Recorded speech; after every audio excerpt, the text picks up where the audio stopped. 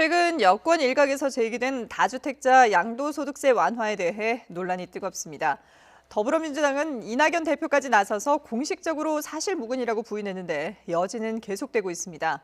국민의힘도 완화 방향 자체는 찬성하면서도 실효성에는 의문을 제기하고 있는데요. 국회에 나가 있는 취재기자 연결해 보겠습니다. 부장원 기자. 네, 국회입니다. 예. 자, 일단 양도세 완화 방안에 대해서는 민주당 지도부가 확실히 선을 그었죠. 네, 그렇습니다. 우선 당내 중진인 김진표 의원을 비롯해 일부 의원들이 당 지도부의 양도세를 한시적으로 깎아주자는 취지의 제안을 하면서 이번 논란이 시작됐는데요. 그러면서 당 차원의 검토가 이뤄질 거라는 관측도 나왔습니다. 하지만 민주당 지도부는 곧바로 양도세 인하를 통한 민간 공급 확대 방침에 선을 그었는데요. 이낙연 대표를 비롯해 당 수석 대변인까지 나서 개별 의원의 의견일 뿐 당 차원에서는 전혀 검토하고 있지 않다며 진화에 나선 겁니다.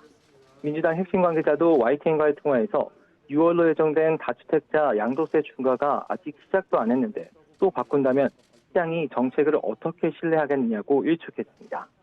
국민의힘은 그동안 계속해서 양도세 인하를 주장해왔던 만큼 일단 찬성하는 입장입니다. 국민의힘 이종배 정책위의장은 민주당이 당내에서 양도세 완화가 거론된 지 불과 몇 시간도 안 돼 전혀 논의한 적 없다고 정책 변화에 싹을 잘랐다고 비판했습니다. 또 만약 양도세를 완화하더라도 갑자기 이렇게 급작스럽게 인하하면 실효성이 떨어진다는 지적도 나오는데요. 국민의힘 부동산 정상화특위위원장을 맡고 있는 송석준 의원은 YTN과의 통화에서 논의가 너무 늦었다면서도 지금이라도 양도세를 완화한다면 세금이 집값에 전가되는 것을 막아서 추가적인 집값 상승을 억제하는 데 도움이 될 거라고 내다봤습니다. 네, 일단 민주당은 양도세 완화 방안에는 확실하게 선을 그은 것으로 보이는데요.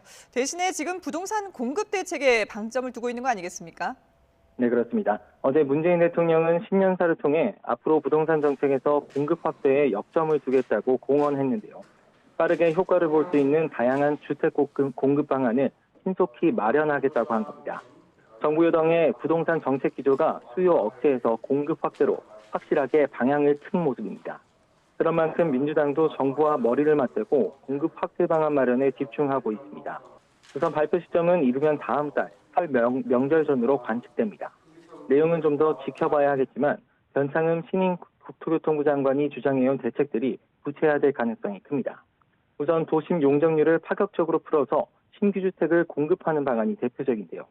역세권 범위를 반경 500m로 확대해 용적률을 상향하는 방안이 거론되고 있습니다. 준주거 지역을 개발하고 공공재건축 용적률 상향 등 인센티브를 주는 방식으로 추진될 전망입니다.